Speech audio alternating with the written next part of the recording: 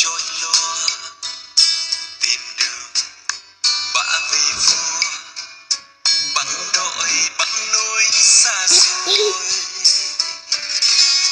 Họ theo ánh sao đưa đường tìm hài nhi Giêsu ra đời tại Bethlehem mang con nghèo nàn.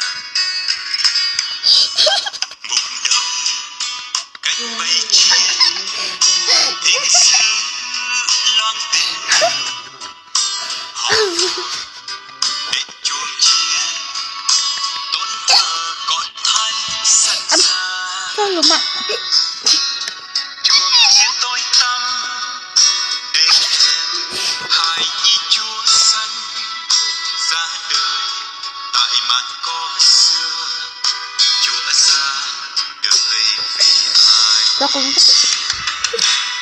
Người khen dân Chúa trên trời cao, Ngài đã đến thế gian ô tôi.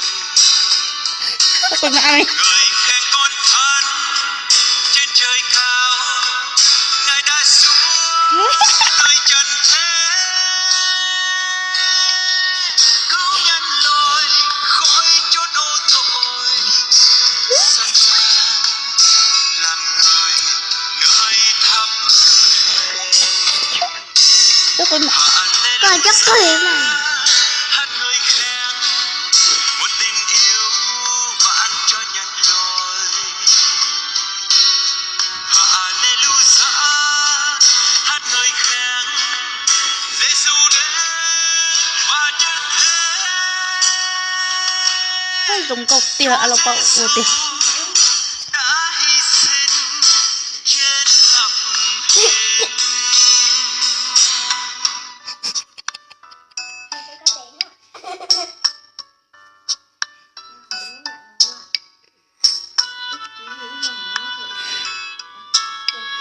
Trời nước còn đồ Chắc.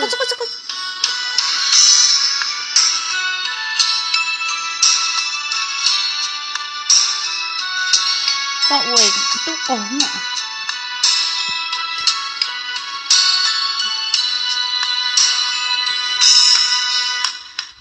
trời Tiếng xứ loan tin mừng họ vội đến chuông chiêng tôn thờ con thánh sẵn sàng.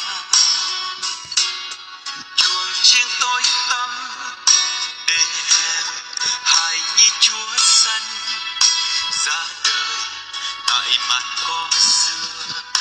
Chúa ra đời vì ai?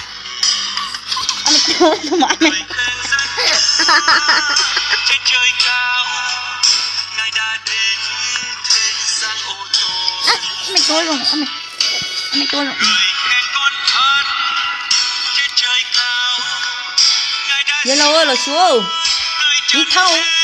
mình có cửa đi cho giá luôn khỏi chốn ô tội, sanh ra làm người nơi thấp hèn. Hallelujah, hát người khen nào có cho luôn đi một chỉ tình luôn yêu bạn cho nhận lỗi. Hallelujah, hát người khen Giêsu đến và chết thế.